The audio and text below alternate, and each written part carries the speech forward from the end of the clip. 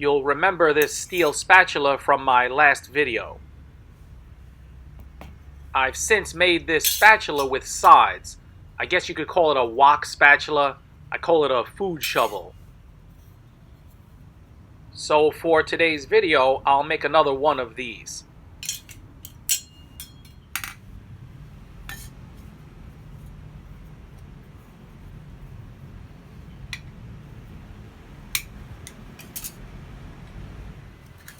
I've since sharpened the edges of my little homemade hardy hole shear here, so it should work a little bit better.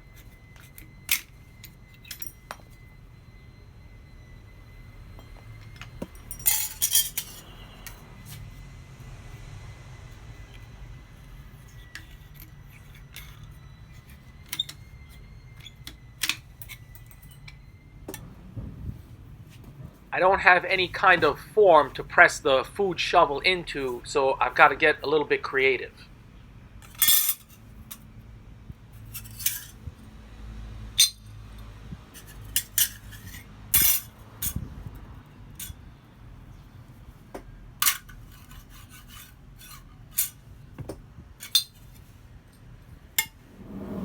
Just quickly, in other news, someone recently stole my content and reposted it as their own on their channel. This sort of thing happens a lot, and I wouldn't mind so much, but take a look at the views. Almost 6 million views in just a few days. I don't think my channel has 6 million views in 10 years. Luckily, 2 friends of my channel informed me of this, and I filed a copyright infringement strike against that channel, and it was successful within 1 hour. An hour after that, the owner of that channel emailed me in Vietnamese and said he was sorry and that he didn't know what he was doing, etc., and could I retract my strike. I didn't respond, and a little while later, he sent another email, this time translated in English, saying that he knew what he was doing, but he made a mistake, and please could I retract that? He's a small channel, and he's from a poor country, etc. But 99% of his content seemed to be stolen, and his channel was registered in Honduras, although he said he's Vietnamese, and he wrote me in Vietnamese. Just very fishy. I think he hit the jackpot with the video he stole from me, and that the revenue was going to far exceed anything he's ever made before, but my copyright strike maybe put the kibosh on him getting that money, and so that's why he was begging me to retract that. I'm not even sure how YouTube works in this regard. I don't even think I'll see a dime of money from that video which he stole from me. So finally, I just want to say there's no end of scammers out there, we all know that, but if these people directed their energy to doing more positive things, they'd probably be pretty successful. My wife said I should repost shorts of my long-form videos that are more successful, and so that's something that I'm thinking about doing. Because if you don't do it, there's someone out there willing to take your time and energy, say it's their own, and profit from that. I normally would have sympathy, but let me tell you, I could tell you a horror story about a very close family member who was scammed out of their life savings by someone from a so-called third world poor country. So finally, I want to give a special shout out to Tyler Grant and another gentleman who wants to remain anonymous for pointing out that my video was stolen. The GS Tongs Army is ever vigilant. Thanks so much. The sides are a little higher than I intended, especially on the front end, so I'll trim that back a bit.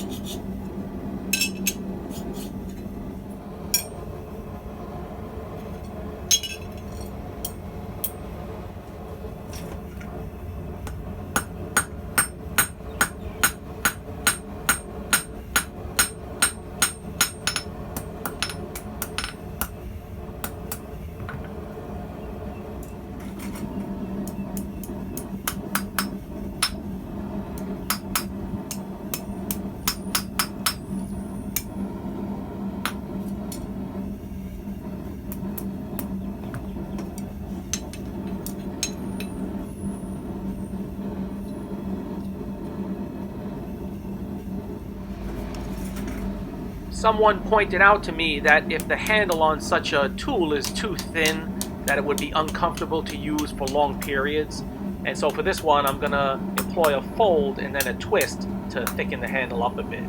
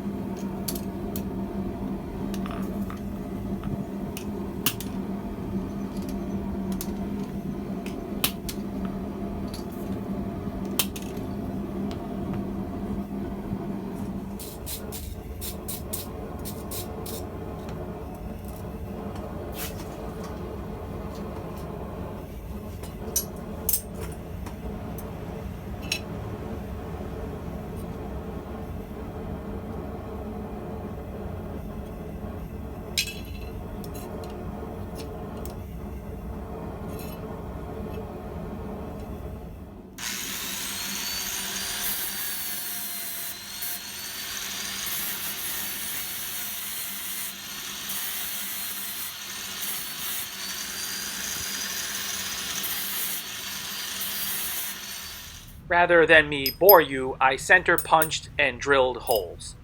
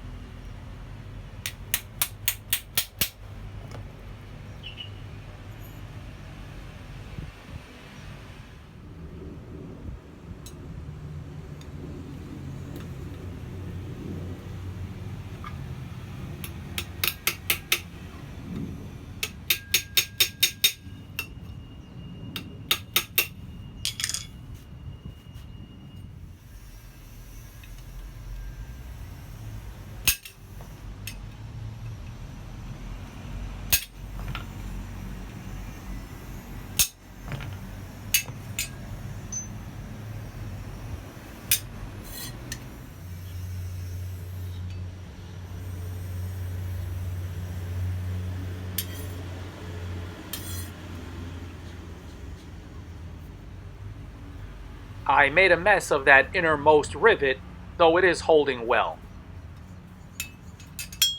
So you can see that I folded one outward on the back end here, and this newer one I folded inward. I think inward looks a little cleaner.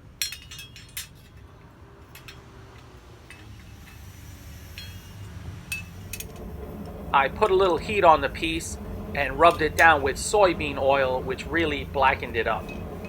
That'll add pretty decent rust protection. So that's all there is to it.